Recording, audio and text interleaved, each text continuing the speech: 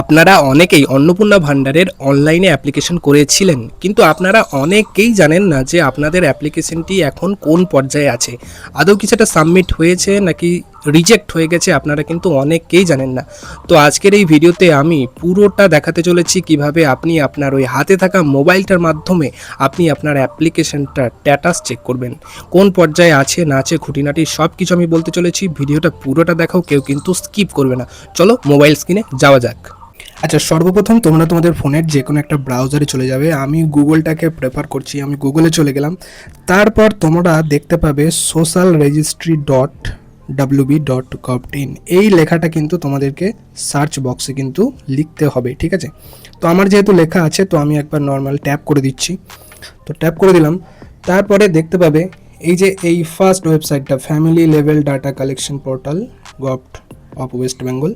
তো এইটাতে কিন্তু ক্লিক করতে হবে, ঠিক আছে? এটাতে আমি ক্লিক করে দিলাম। তারপরে কতক্ষণে খোলে সেটাই দেখার বিষয়, একটু স্ক্রল করে নিলাম। তারপরে সিটিজেন পোর্টাল এই অপশানে ক্লিক করতে হবে। তো আমি ওখানে নর্মালি ক্লিক করে দিলাম। তারপরে দেখতে পাবে যে সার্চ ডিস্ট্রিক্ট, এখানে তোমার জেলাটাকে সিলেক্ট করতে বলছে। তো আমি জেলাটাকে সিলেক্ট করে নিচ্ছি, পূর্ব বর্ধমান। কোথায় গেল? নিচে পূর্ব বর্ধমান, এখানে সিলেক্ট করে নিলাম। তারপর এখানে মোবাইল নম্বরটা কিন্তু দিয়ে দিতে হবে। তোমরা তোমাদের মোবাইল নাম্বারটা দিয়ে দেবে। আমি আমার মোবাইল নাম্বারটা দিয়ে দিচ্ছি। আমি আমার মোবাইল নাম্বারটা দিয়ে দিয়েছি এবং এই যে ক্যাপচার কোডটা 20+8 যেটা হবে সেটা কিন্তু আমি এখানটাতে কিন্তু বসিয়ে দেবো, ঠিক আছে? তো আমি এখানে বসিয়ে দিচ্ছি 20+8 = 28 হয়। তো আমি এখানে 28 লিখে তারপর এই রিকোয়েস্ট ওটিপিতে ক্লিক করে দিতে হবে। তো আমি রিকোয়েস্ট ওটিপিতে ক্লিক করে দিলাম।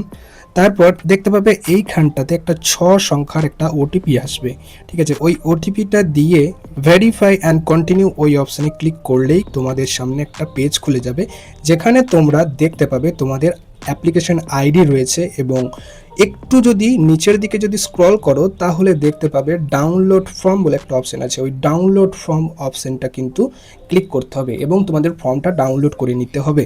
ফর্মটা ডাউনলোড করার পরে আপনি যদি দেখেন আপনার অ্যাপ্লিকেশন স্ট্যাটাসটা সাবমিটেড দেখাচ্ছে, তাহলে আপনি বুঝে নেবেন আপনার আবেদন সফলভাবে জমা হয়েছে, কিন্তু এখনও যাচাই বা প্রসেসিং পর্যায়ে যায়নি। তবে আপনি অপেক্ষা করতে পারেন, এতে কোনো অসুবিধা নেই।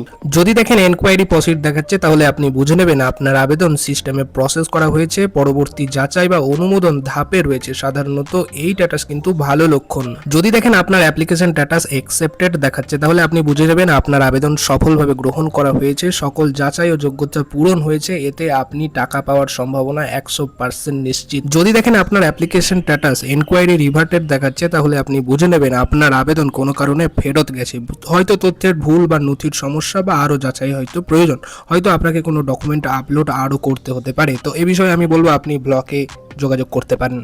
তো গাইস, ভিডিওটা ছিল এইটুকুই। ভিডিওটা যদি ভালো লেগে থাকে অবশ্যই ভিডিওটাতে একটা লাইক করে দিও এবং এই ভিডিওটা সেই সমস্ত বন্ধুদেরকে শেয়ার করে দাও যারা অনলাইনে অ্যাপ্লিকেশন করেছে অথচ তাদের অ্যাপ্লিকেশনটা কোন পর্যায়ে আছে আদৌ তারা জানেই না। তাদেরকে এই ভিডিওটা শেয়ার করে দাও, কিভাবে দেখতে হয় তাদেরকে জানিয়ে দাও। আর আমার এই ছোট্ট চ্যানেলটাকে অবশ্যই সাবস্ক্রাইব করতে কিন্তু একদম ভুলবে না। দেখা হচ্ছে পরবর্তী কোনো একটা ভিডিওতে। আজকের মতো এখানেই এটুকুই, বাই।